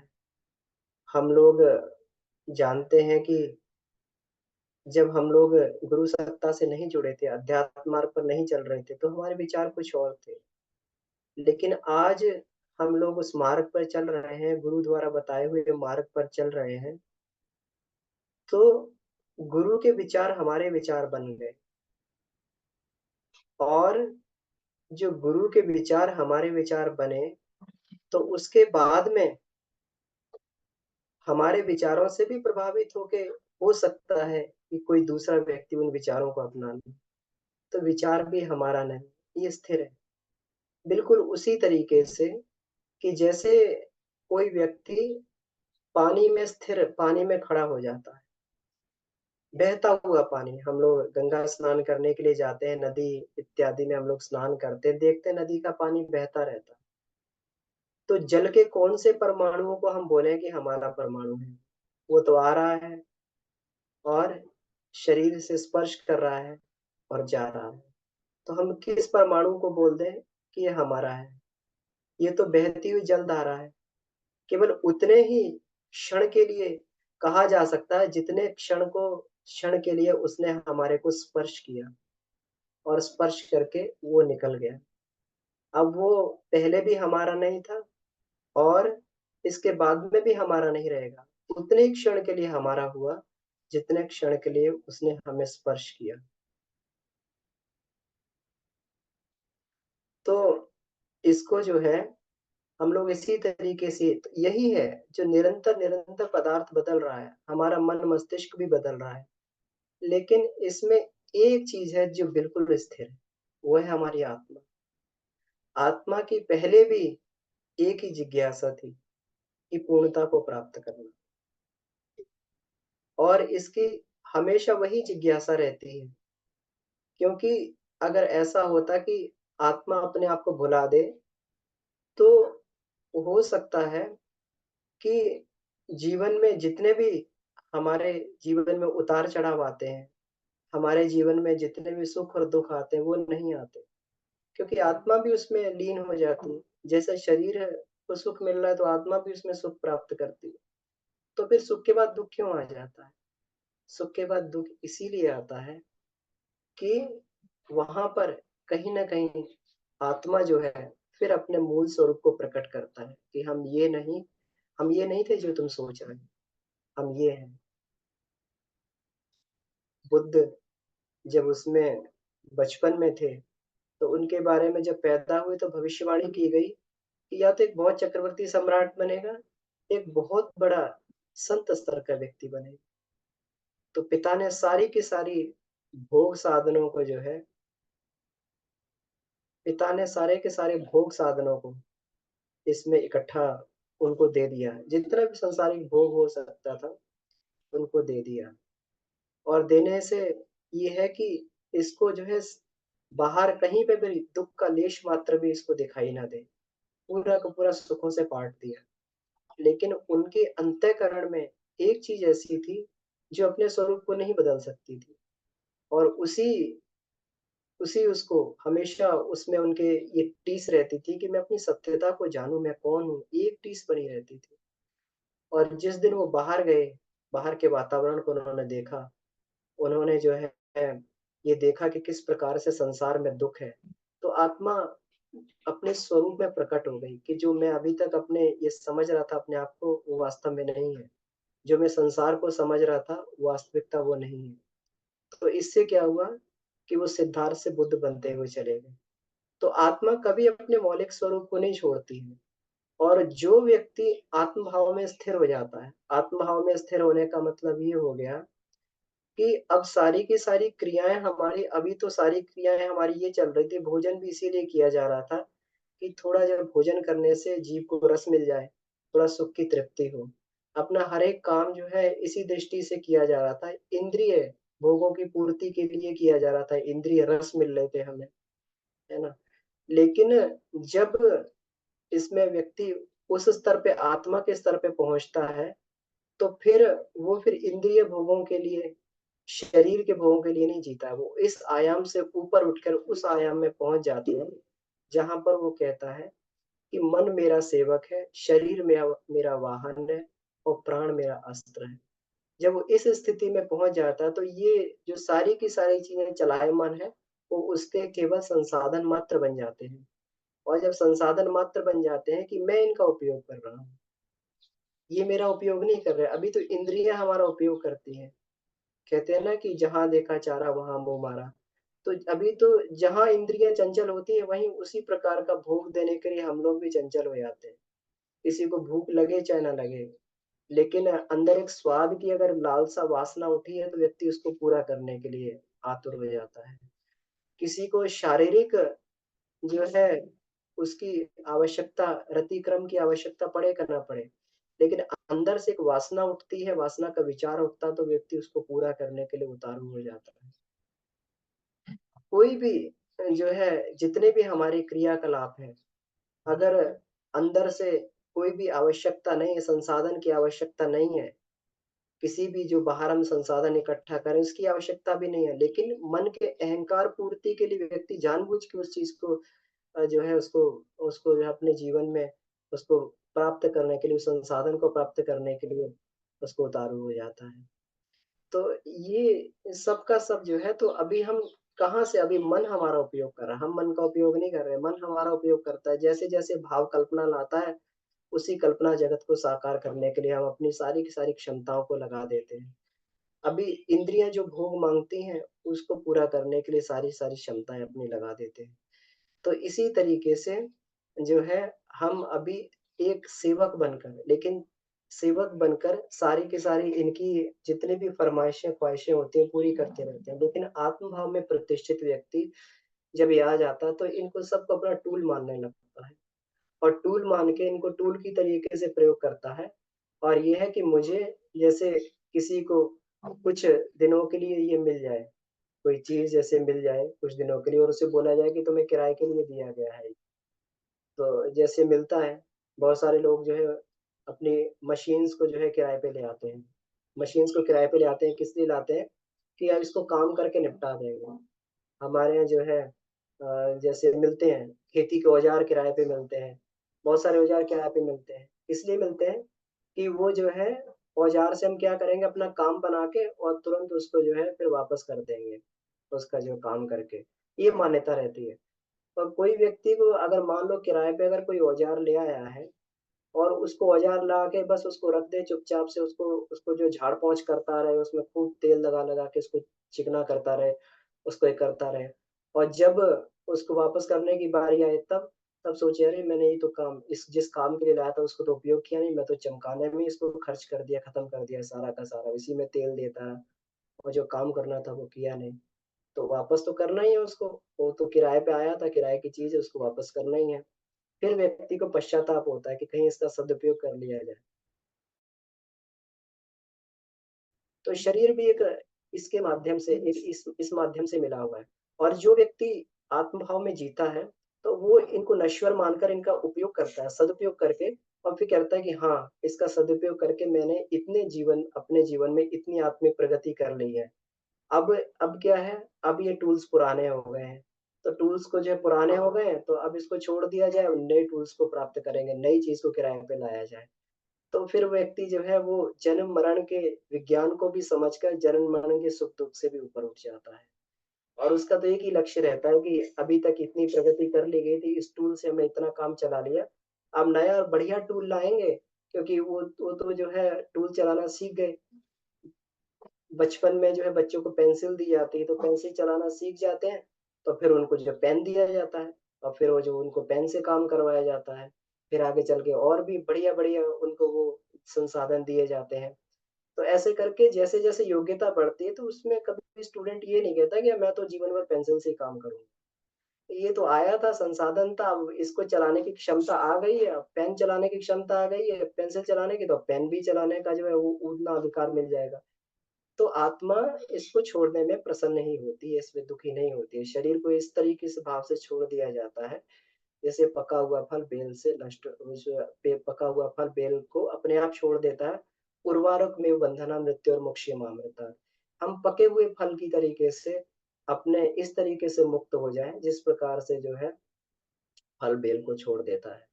यही होता है यथावत पूर्णतो ज्ञानम संसारस्य च स्वस्य च। अपने बारे में और अपने शरीर के बारे में, संसार के बारे में पूर्ण जब ज्ञान हो जाता है व्यक्ति को, तो उस समय जो है फिर व्यक्ति का सोचने का, विचार करने का और व्यवहार करने का आयाम बदल जाता है। क्रियाएँ नहीं बदलती, क्रियाएँ तो वही कर रहे हैं। आत्मज्ञानी व्यक्ति भी वही खा रहा है, वही सो रहा है, उसी तरीके से कर रहा है। और जो व्यक्ति जो उसमें संसार में रमण कर रहा है, उसकी बुद्धि उसमें तो उसमें भी वो सब वो कर रहा है। तो क्रियाएँ नहीं बदलती, क्रियाएँ दोनों की जो है बिल्कुल समान रहती हैं लगभग-लगभग। लेकिन उन क्रियाओं के पीछे जो उसकी भावना होती है, वो जैसे ही बदल जाती है, वैसे ही उसकी क्रिया जो है कर्म योग बन जाता है।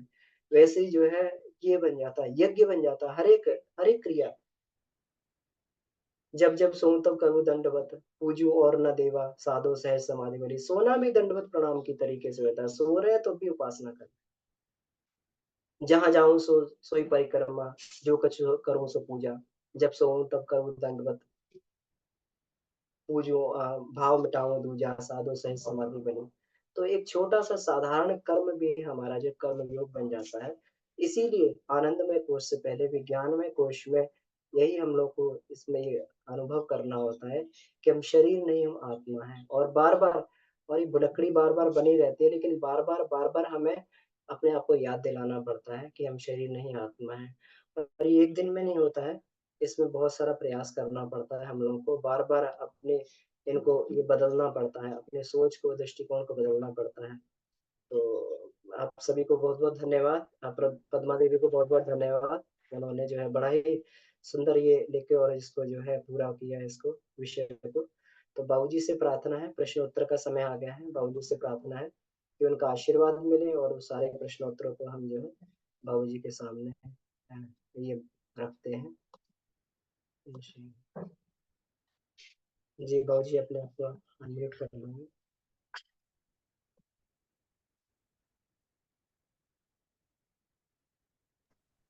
जी बाबूजी प्रणाम। जी प्रणाम। पद्मा देवी को प्रणाम।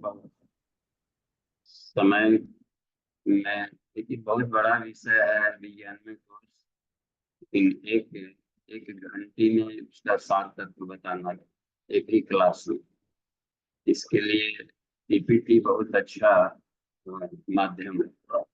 इसके माध्यम से हम लोग लिमिटेड टाइम में काम की बातों को प्रस्तुत कर सकते हैं, निगट कर सकते हैं। तो कोई भी विषय सफल शिक्षक बनना होता है तो कहीं ना कहीं माइंड में या अपने कॉपी पर कहीं उसको सेट कर लेंगे और समय सीमा के भीतर विषय वस्तु को और सारगर्भित ढंग से हमें बताए जाने। इसमें मान हानि नहीं, पीपीटी के माध्यम से बताना। कम से कम सामने वाले जो क्लास में है उसको तो ठीक बातें नहीं। और यदि हम अपने प्रैक्टिकल उसमें जुड़े हुए हों तो फिर वो बातें पीपीटी की नहीं रह जाती, साधक की अपनी हो जाती। कोई भी बात उपनिषद पढ़ते समय, वेद पढ़ते समय लगे कि तो मेरा स्वभाव है, तो उसके बाद से यदि आप बोलते हैं तो फिर वो आपकी बात कर रहे हैं। वेद ने उसको मुहर लगा दिया तो ये है अपनी। तो ठीक है, धन्यवाद पद्मा दी को, आपको मंजी। और देखिए प्रश्नोत्तरी में हम आवे सीधे विज्ञान में कोर्स से जुड़ा हुआ कोई भी प्रश्न करें या पांचों शरीरों से जुड़ा हुआ। जब विज्ञान में कोर्स आ गया तो पूरा कॉस्मोस आ गया। कॉस्मिक बॉडी का विज्ञान में कोर्स कर, यानी पूरे ब्रह्मांडीय जानकारी इसमें मिल रही। उसका केमिस्ट्री क्या है, कैसे संसार बना है, कैसे शरीर बना है। तो जैसे जैसे इसकी एब्सोल्यूट जानकारी मिलेगी, पदार्थों से आसक्ति स्वतः कम। तो अमन जी देखिए तो कहीं है क्या प्रश्न चैटिंग में? जी जी बाबूजी, वीरेंद्र प्रसाद यादव जी का प्रश्न है। बाबूजी प्रणाम। आत्मानुभूति का अनुभव क्या समाधि का प्रवेश द्वार है? कृपया प्रकाश डाला जाए। आत्मानुभूति। आ, हाँ, आत्मानुभूति का अनुभव क्या समाधि का प्रवेश द्वार है? हाँ कृपया प्रकाश डाला जाए।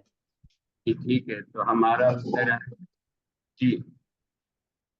जी इसका उत्तर है आचार्य प्रणाम, इस तरह की लास्ट एलिमेंट। तो जब अंतिम टाइम पहुंचते हैं पूरे, जैसे गीता को हम के ढंग से भी सोचें तो पंच तत्वों से श्रेष्ठ है मन। मन से श्रेष्ठ है, देखिए प्रवेश द्वार ऊपर बढ़ते चले जा रहे हैं और दिन की तरफ। मन से श्रेष्ठ है बुद्धि, बुद्धि से श्रेष्ठ है अहंकार, उससे भी श्रेष्ठ है एक जीव संज्ञक रखा है। और उससे भी क्योंकि जीव ही एक भाव है, अपनी एक मान्यता, उसके ऊपर बता दिया है कि प्रकृति अव्यक्त, यानी जब सत्य रज और तम तीनों इक्विवेलेंट हो जाता है तो अब किसकी व्याख्या किया जाए कि ये तो अव्यक्त, तो एक समुद्र की स्थिति में आना, वो बहुत ही अब शक्तिशाली है और अव्यक्त से श्रेष्ठ है परमात्मा। तो कहीं कहीं परमात्मा को ही आत्मा शब्द कहा गया, जैसे बृहदारण्यक में भी आत्मा शब्द का प्रयोग किया। तो किन्हीं किन्हीं मंत्रों में तो जहाँ पर आत्मा और परमात्मा है दोनों शब्द का प्रयोग है, समझाया जाए कि परब्रह्म को वहां परमात्मा कहा जाए और ब्रह्म संज्ञक आत्मा कहा जाए, इकाई। तो हर चीज की यूनिट की कल्पना की जाती है। परमात्मा ज्वाला है तो आत्मा चिंगारी, कोई भी एक लीनियर लाइन है, रेखा है, तो ढेर सारे बिंदुओं का एक लीनियर समुच्चय समूह। तो वही, तो यदि आत्मा की अनुभूति हो गई तो समझिए कि हम सब जगह सर्वव्यापी बन, वह सम के साथ अपनी बुद्धत्व जुड़ गया, समाधि का नाम। अब ईश्वर ही सिर्फ सम, यहाँ पर ईश्वर का एक नाम है सम, तो समत्वम योग उच्यते, उस सम के साथ अपने आप को जोड़ लिया। हरि व्यापक सर्वत्र समान, एक ऐसा भी तत्व है जो हर जगह, क्या कचरा क्या हो, क्या कोई भी हो, सब पार्टिकल हो, जड़ हो, चेतन हो, सब जगह एक समान जो मिला हुआ एक समान है उसकी स्थिति, तो वो ईश्वर। तो जैसे ही अब आत्मा से श्रेष्ठ सिर्फ परमात्मा, प्रज्ञोपनिषद में कहता है कि आत्मा से सिर्फ एक ही तत्व है परमात्मा, यानी इकाई अपना रिंग बढ़ा, तो उसके साथ यदि जुड़ लिया गया तो सर्वव्यापी, तो समाधि का है। तो आचार्य जी धन्यवाद। तरह जी, आत्मानुभूति के बाद समाधि सरल हो जाती, सरल का आ लिया समझिए, क्योंकि हर जगह उसी की सत्ता है। और देखिए अमन जी। जी बाबूजी, आगे कृष्ण जी हैं। इनका प्रश्न है, बाबूजी प्रणाम, कारण शरीर और स्थूल शरीर में अंतर क्या है? कारण शरीर में और स्थूल शरीर में अंतर क्या है? हाँ, जब जब दो शब्द हो गया तो शब्द का नोमेनक्लेचर कुछ अंतर को लेकर होता है। शरीर शरीर, अब रह गया कि विजिबल है नॉन विजिबल, तो जो विजिबल है उसको स्थूल कर देते हैं, जिसको हम आंखों से इंद्रियों के द्वारा जो जो गोचर है, इंद्रियों के द्वारा जब पकड़ में आ रहा है दृष्टि, तो वो सब स्थूल शरीर में आता है। तो ठोस कह सकते हैं, ठोस स्थूल बॉडी, ठोस द्रव और गैस, ये बात बन गई। तो द्रव को भी देख रहे हैं और अग्नि गैस भी बन गया, तो उसका दो रूप हो जाता है, एक विजिबल अग्नि, एक नन विजिबल। नन विजिबल में हीट आ जाती है, हीट को हम लोग देख नहीं सकते, अग्नि को देख, दीपक जल रही है दूर से पता चला, देखिए वहां दीपक जल रहा है, आप जाइए। तो इसका मतलब है कि सूक्ष्म से स्थूल में वहीं पर एक कोई अल्ट्रेशन व्यवस्था है। अग्नि से ऊपर नन विजिबल अवस्था चल पड़ती है, एक हवा को हम लोग नहीं देख, आकाश को भी नहीं देख पाते, उसकी कोई माप नहीं। जहाँ शरीर हो गया उसका एक एक माप हो जाएगा, इतना फीट, इतना दूर, इतना रेंज। तो अब देखिए शरीर के भीतर में स्थूल शरीर सिर्फ अन्नमय कोष को कहा है इस बॉडी में, देखिए शरीर में, यानी जो भोजन के रस से बनता है और अंत में भोजन का रस यानी पृथ्वी तत्व का रस, इसी का दिया है जो अन्न के रस से बना और पृथ्वी रूपी अन्न में जो विलीन हो गया, सैव अन्न में कुछ यानी कि वस्तु है ठोस। अब रह गया कि इसके भीतर में प्राण प्राण है, एक बायो इलेक्ट्रिक बॉडी है जिसको हम लोग इस नेकेड आई से नहीं देखते, लेकिन यंत्रों के सहारे से देख। एलियन फोटोग्राफी मशीन बनाया इन्होंने, एक रशियन साइंटिस्ट थे, तो सैमुअल किर्लियन, उन्होंने एक ऐसा फोटोग्राफी लेंस बना लिया कि कोई व्यक्ति शरीर छोड़ा, कोई जीव जंतु मरा, तो दिखा तो उसमें से क्या निकला। तो एक बेल जार में चूहे को रखा, चूहे को किसी तरीके से मार डाला और फोटो, बहुत सेंसिटिव फोटो कैमरा रखा, तो देखा कि एक चूहा लोहा के नीचे गिरा और एक दूसरा चूहे की आकृति का एक और विशाल शरीर निकल के ऊपर जा रहा। उसको कुछ दूरी तक रीड किया, फिर जाकर के उसको भी फोटोग्राफी के कैमरे के प्लेट से वो भी गए।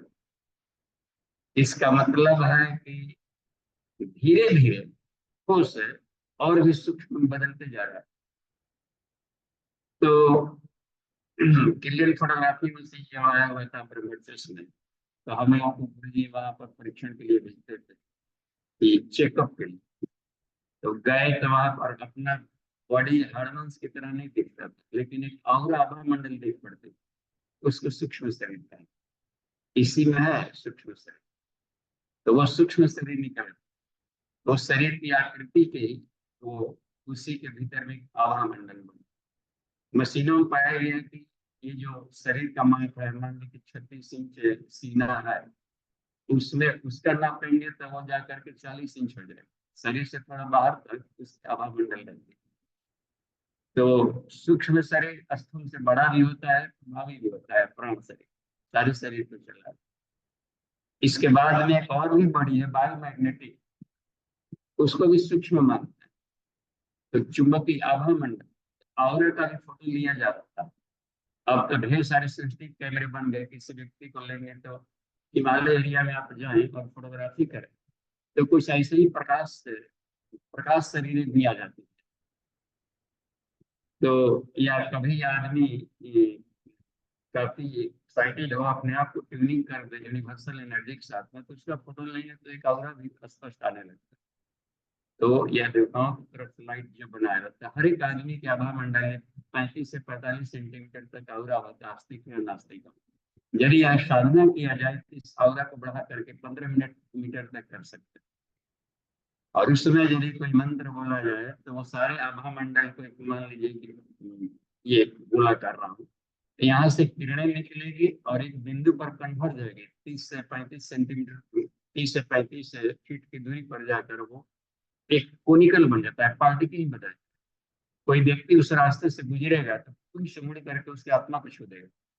इसलिए कहा जाता है कोई जब कर रहा हो तो उसके सामने से मुड़ जाएगा, उसके मेंटलिटी के आधार पर शरीर में छेड़छाड़ होती है। तो वो एक देखिए, इसमें माधवाचार्य जी का कहा जा रहा है कि जब तंत्र साधना करने लगे थे तो भैरव आ गए, वो भी सामने नहीं आ रहा है कि मेरा भैरव को नहीं चले जाए, तो बैकग्राउंड से बात कर रहे थे, तुम उनको वरदान मानो। तो यह है, इसका मतलब है कि सूक्ष्म शरीर की सत्ता है और वो मशीनों से भी कुछ हद तक देखी जा सकती।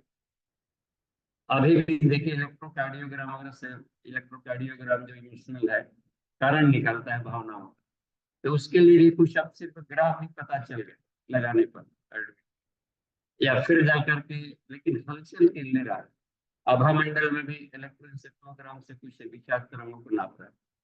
तो अभी सूक्ष्म दर्शी यंत्रों से सूक्ष्म शरीर को मूल्यांकन किया जा सकता है। अभी कारण शरीर में रख लिया गया है और अति सूक्ष्म जो इन यंत्रों से भी परे।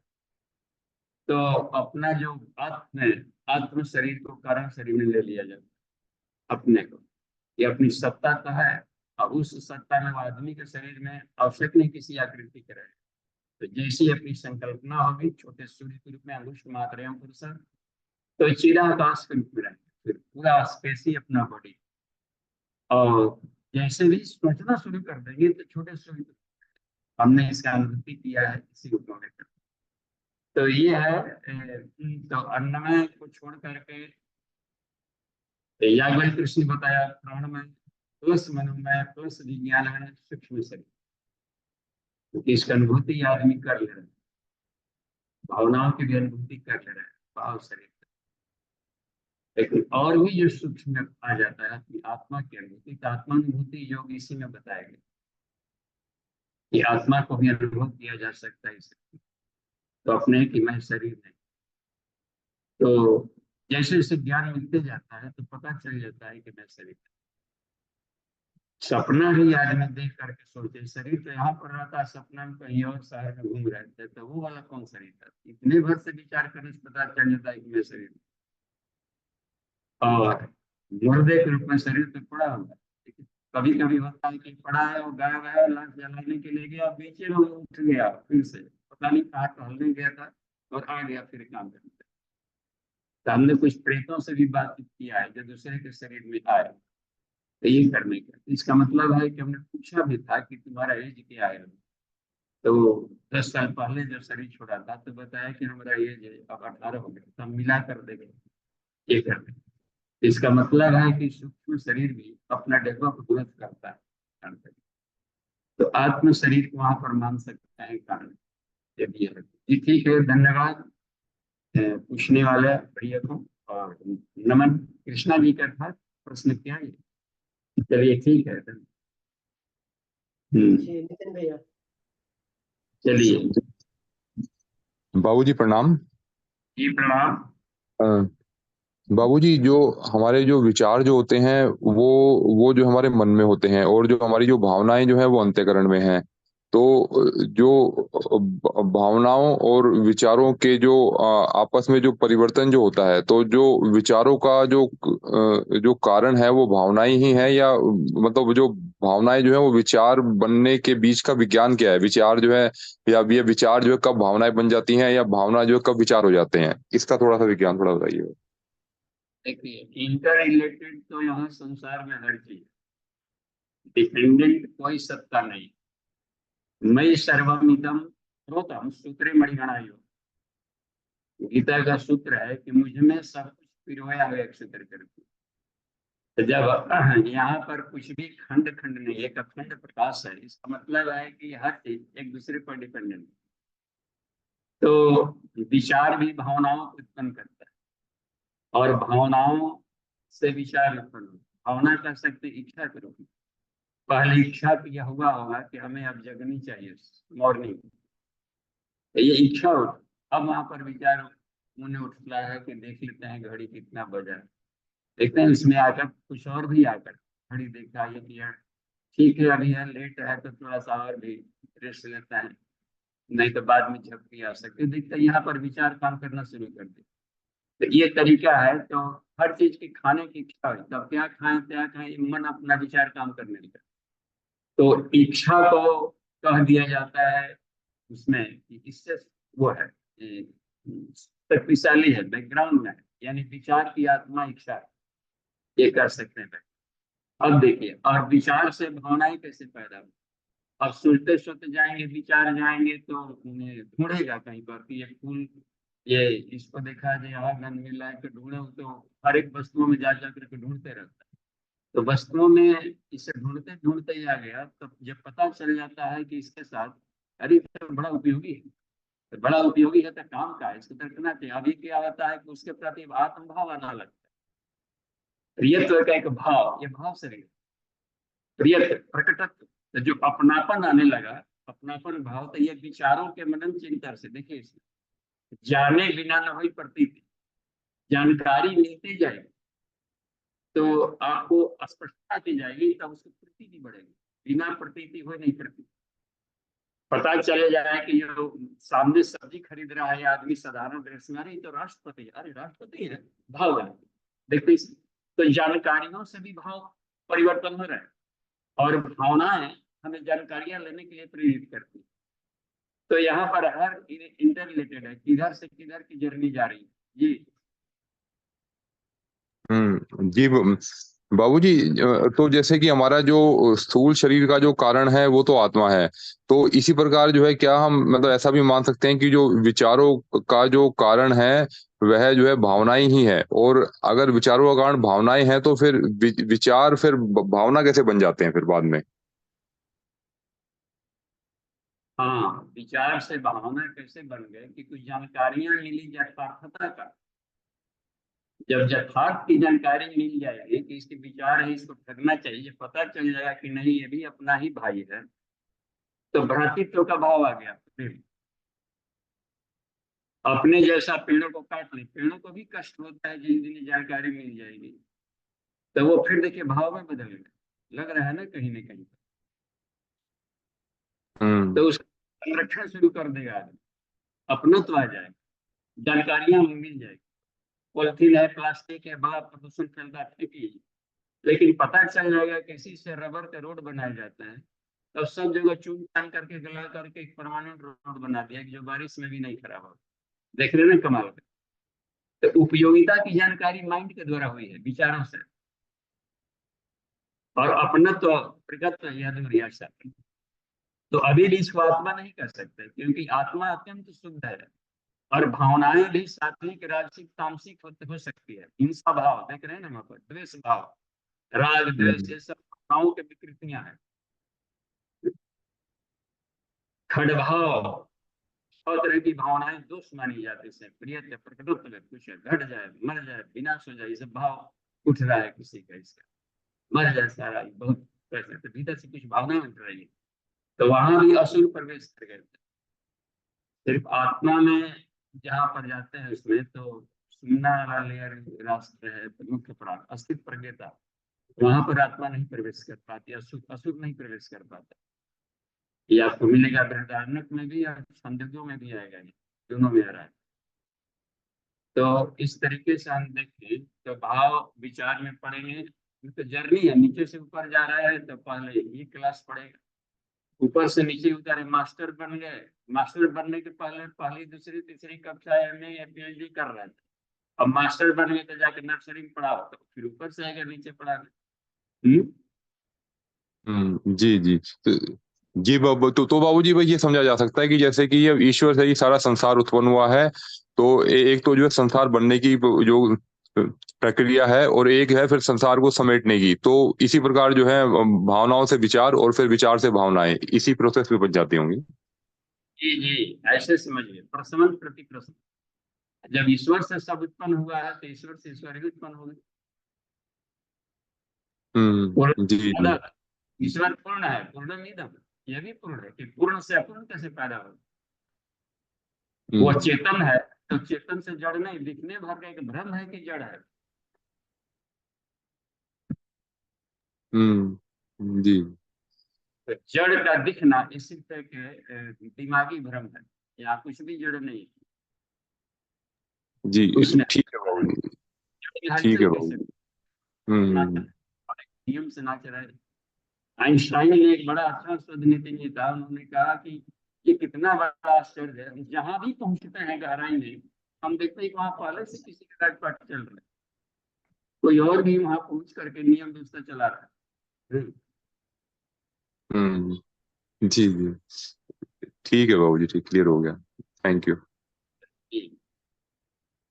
Thank you. अब देखिए तो, और हेनरी और दो बढ़ गया है, देखिए तो। हाँ, प्रणाम बाबूजी। जय जी श्री प्रणाम। कृष्ण। हाँ बाबूजी प्रणाम। जी प्रणाम, नितिन शुरू। भैया, नितिन भैया को प्रणाम। मेरा प्रश्न बाबूजी नितिन भैया से है ये, कि अच्छा। भैया ने अभी बड़ा ये कहा कि जैसे समुद्र में हर बूंद जो है आत्मा को टच करके निकलती जाती है, तो जैसे उसी तरह पदार्थ हमको छू के दूर चले जाते हैं, उससे हमारा, तो बाबूजी जैसे अन्नमय कोश का भी पुनर्जन्म होता है, तमाम कोशों के साथ पुनर्जन्म होता है, तो इस चीज को बाबूजी थोड़ा सा और डिफाइन करें कि किस तरह से ये चीजें संभव होती है, क्योंकि तब तो कोई न कोई गुण वो पदार्थ लेके दूसरे जन्म में जाता है बाबूजी। हाँ, उस उस गुण को कामना कहते हैं, कामना। स अकामयत, ईश्वर ने कामना की, तो काम सबसे शक्तिशाली है इस यूनिवर्स में। काम ऊर्जा, सेक्स एनर्जी सबसे पहले उत्पन्न हुआ है कामना। तो कामनाएं जो होती हैं वही कुछ पाने की इच्छा, कुछ ना कुछ कामना बन रही है, एक से एक बने, तो वही कामनाएं ये बदल देती है, जीव भाव ले आएगा। और उस जाकर के हमको सुख भोगना है, दिन तक सोए रहते हैं, कोई नहीं जगाता, तो अब वो अब सोचेगा, वो कामना है कि कौन सा ऐसा जीव जंतु है जो दिन भर सोए रहता है, तो वो घड़ियाल में ना मगर वो पड़ा रहता है रेत पर, तो उसकी कामनाएं ही उसको ले गई। बड़ा खुश होगा कि कितना जन्मों का तपस्या होगा कि हम कोई से कोई कामना कर रहे हैं कि हे भगवान अंडरग्राउंड हो जाते हैं, तब जाकर उसी में पड़े रहते हैं 4 दिन 10 दिन आराम से, तो बड़ा लोग सिद्ध महात्मा कहलाते और खूब भीड़ लगती है करने का। यही कामनाएं उसको मेढक योनि में ले गई कि वो तो हाइबरनेशन में 6-6 महीना देखिए भीतर पड़ा रहा था। अब निकलता है एकदम पीला पीला ड्रेस पहन करके, लगता है कोई न साधु महात्मा हो, तो वो बड़ा खुश होता है कि कितना जन्मों का तप है कि हम मिट्टी में पड़े हुए हैं और मर नहीं रहे। तो वो अपनी ही कामनाएं विभिन्न योनियों में ले जाती है। तो ईश्वर को इससे क्या लेना देना, तो हर जगह हर एक रूप में हर जगह तो ईश्वर भुला है। अच्छा, एक और भी था कि पानी का बुलबुला निकला है बूंद और दूर गया, यहाँ कोई दूर नहीं जाता, ये आकाश ही में रहेंगे कहीं, पूरा आकाश ईश्वर का पेट है, तब कहाँ जाएंगे, रही तरह से दूर कहाँ भागेंगे। और दो पदार्थों के बीच में कोई गैपिंग नहीं है, एक इधर इधर तत्व है जो कि हर जगह भूला हुआ लबालब भरा हुआ इधर तत्व। जी तो ये भी हाँ, जी, मान वो लीजिए चीज आप, समझ में आ गया जी। हाँ, आप आजमगढ़ है, लग रहा है कि यहाँ से कितना दूर है, लेकिन जब हमारी भावनाएं एक दूसरे से गुथी हुई है तो हम दूर कहाँ है, गले मिल रहे हैं अपने भाव शरीर से, एक आपस में मिले हुए। जी हाँ ये ठीक है। जी हाँ धन्यवाद। जी, वो जी समझ में आ गया, प्रणाम बाबा जी। चलिए धन्यवाद नितिन जी, हमें जी बाबूजी, जैसा अभी आपने बताया कि जैसे मेंढक योनि का आपने एग्जांपल दिया, तो मेंढक योनि जो है, जब तक मेंढक अपने शरीर में है, जब तक जो है वो शरीर का जो है एंजॉय ले रहा है और वो समझ रहा है कि हमें जो है बहुत अच्छा शरीर में हमें मिला, परंतु उसकी भी बुद्धि है, तो कुछ समय बाद वो ये समझेगा, जानेगा कि जो है इससे भी जो है अधिक उत्तम हमें कुछ मिलना चाहिए कुछ। और तो मेंढक भी क्या मोक्ष की कामना उसके द्वारा भी हो सकती है, तो फिर वो मनुष्य शरीर में दोबारा आए, तो वो ऐसा हो सकता है संभव? हाँ, जब मेढक को सांप पकड़ने के लिए भागेगा, कूदता है भागेगा, तब सोचता है कुछ ऐसा बन जाता है कि इनसे पकड़ाते नहीं। तो कामनाएं कामनाओं का जन्म देती है, हर कोई अपनी रक्षा खोज रहा है और आनंद और मस्ती खोज रहा है, पानी भी मिले ये भी मिले, तो धूप में भी उसकी चमड़ी फिर सूखने लगता है तो फट से भाग जाता है, जमीन में घुस जाएगा, कहीं थोड़ा नमी ले लेता है। तो हर कोई सुख की कामना में दौड़ रहा है, आत्यंतिक सुख के लिए दौड़ रहा है। और सबसे बड़ी बात है कि मेढक छोटा है हम बड़ा है, ये इसका डिसीजन कौन करेगा, क्योंकि आप ईश्वर का कहना है कि सब जीवों के हृदय में मैं ही रहता, तो जब ईश्वर ही भीतर है तो फिर कौन बड़ा कौन छोटा है। कोई मेढक छाप गंजी पहन लिया तो छोटा हो गया, बाजार में तो मिलता है मेढक छाप से ही छाप का गंजी कुर्ता दिखता है, तो कुर्ता ना शर्ट में बदला है जी। अब हो सकता है अपने दादा परदादा है, एक बार तो कणाद ऋषि मेढक जो नहीं चलेगा, कणाद ऋषि ये संदीप वैशेषिक दर दोनों जो लिखे केवल टर्न को बोल रहे थे क्लास में बार बार, बात बात प्रश्न से प्रश्न, शांत रहो बता रहा हूँ सर जी को, ठीक है लेकिन ये कैसे हो गया, खुद भी जाते कह देते कि मेरा जोनी में चला जा, बेचारे जाके सामने नली में टर्न तो कर रहे थे, प्रश्न करना बंद नहीं किया, स्वभाव नहीं बदलता है। लेकिन अब ये जाके तो ऋषि मस्त हो गए, मुस्कुरा गए, फिर जाकर के अपना क्लास खत्म हुआ था फिर आ गए कणाद ऋषि। तो ये हुआ करता है कि कोई बाहरी मायने नहीं रखता। कालभूषुंड जी के शरीर में आत्मज्ञान पा ली, तो मनुष्य के शरीर में नहीं जाना चाहते, लेकिन नहीं बहुत भारी शरीर है, लोग उड़ भी जाते हैं, कितना बढ़िया है आत्मज्ञान मिलेगी। अब गुरु को देखिए पढ़ा रहे, बस वशिष्ठ को एक बार क्लास ले रहे थे कालभूषुंड जी, तो ये बहुत काम की बात है। तो असली चीज है आत्मज्ञान, आत्मबोधत्व होगा कि नहीं। तो बाबू जी, आत्मज्ञान जो है वो किसी भी योनि में जाके पाया जा सकता है, जैसे अभी आपने काकभूषुंडी जी का उदाहरण बताया, तो उन्होंने उसी जीवन में ही जो है आत्मज्ञान पा लिया। पाया जा सकता है, वो आत्मज्ञानी है ही तो। जिस दिन पता चल जाएगा कि मैं शरीर नहीं आत्मा हूँ तो पा लिया। वो है ही, जब ईश्वर सब जगह भूला हुआ है तो यहाँ मूर्ख कौन? सब आत्मज्ञानी। तो यही बुद्धत्व की बात आती है इसमें। तो पाठ करना होता है तो ईश्वर ने एक मंद बुद्धि बन गया, ऐसा बन गया। यहाँ कोई मंद बुद्धि नहीं। तो हम लोग का भ्रम है कि वो मेढक है, ये है, ईश्वर मेढक का पाठ कर रहा है। यही भ्रम टूटता है तो आनंद में अखंडानंद की अनुभूति होने लगी। जी अब जी, ईश्वर फिर भी। अब एक ही किरदार है फिल्म का, और मेढक का पाठ करना है तो अपने ही ना मेढक बनेगा वो। तो मेढक ईश्वर है, हमारी आंखें धोखा खा रही है।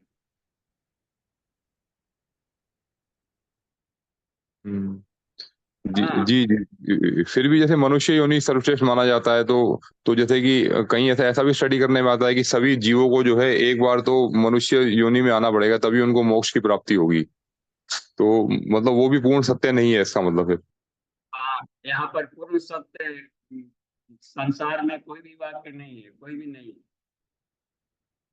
अब पूर्ण सत्य मनुष्य योनि में आता है। देखिए पत्थर शिव जी बन के पूजा रहा है, उतना तो आदमी कोई आदमी नहीं पूजाता होगा। कोई 1 साल से गांव में पूजा रहा है, पत्थर पूजा रहा है जी। जी तो अब यही कमाल की बात है। ये देखिए कितना अजूबा है अध्यात्म। ठीक है बाबू जी, ठीक है, धन्यवाद। हाँ, बस एक ही ईश्वर है। अरे सर्वम खलुइदम ब्रह्म। तो अज्ञानी अज्ञानी किसको हम कहेंगे? अपने आप को कहेंगे। तो यही अद्भुत बात है। अब यह है कि आदमी के शरीर है भिन्न भिन्न तरीके। आदमी के शरीर में कुछ ऐसा है कि वो इन यंत्रों का अधिक लाभ ले सकते। तो अधिक तरह के मॉडल बना दिया शरीर ने, ईश्वर ने बना दिया। विभिन्न तरह के योनिया मॉडल बनते गए। उसमें देखे ना बृहदारण्यक में क्या कि वो बन गया मेल और फीमेल बन रहा है। एक गदही बन गई तो गधा बन गया, और स्त्री बन गई तो पुरुष बन गया। देखिए भाग भाग रहा है, एक दूसरे को बदल रहा है। भेड़ी बन गई तो घोड़ा बन गया। इसका मतलब है ना कि प्रकृति पुरुष आपस में क्रीड़ा करते रहते। तो आत्मज्ञान अपने आप को ही सिर्फ ये करना है, और वो सामने वाला वो ये ना जाने कि वो कमजोर है। यही बुद्धत्व हो जाता है। तो कहीं शेषनाग बन गया, और बेचारा लक्ष्मण यहाँ करके पाठ कर रहा था, अब फिर पानी में सांप बन करके टहल रहा है। शेषनाग जी तो खराब थोड़े है, उसी में मजा है उसको तैरने में। और कछुआ कह रहा है, और कछुआ देखिए हम लोग से अधिक महात्मा होता है। वो दूर से भी अपने बच्चों को अंडा से लेता है। हम लोग को भीरी रखना पड़ता है, ताला बंद करके गोदी में चिपका करके। तो हम कम बलवान नहीं कि कछुए बलवान नहीं। इसलिए आदमी को अहंकार नहीं करना चाहिए कि हम श्रेष्ठ बन गए। गाय के तो गोबर से लिपा भी जाता है पूजा में। आदमी का गोबर से लिपेगा कोई? उनके चमड़े तमड़े रुआ सब कम है। आदमी का तो कुछ भी नहीं काम आ रहा है जी, तो और भी सबसे खराब है। अब एक ही बात बच गई, अपनत्व कर सकता है। जब अपनापन नहीं है, अपनत्व नहीं आएगा, तब समझिए कि होता सब जो नहीं सीधा खराब। नरकिटक शब्द लग जाता है। नरकिटक मनुष्य के रूप में कीड़े। जी तो महामानव देवमानव बन सकता है, क्योंकि इसमें गजब के यंत्र हैं और अन्य प्रकृति पर आश्रित है अन्य शरीर। इसलिए शरीरों की तुलना में बेटर कह सकते हैं मानव शरीर। जी जी जी, ठीक है बाबू जी, धन्यवाद बाबू जी। धन्यवाद। शांति पाठ अमन। देखिए एक और प्रश्न कर लीजिएगा, कल के लिए मन जी नोट कर लीजिए जो प्रश्न आया है।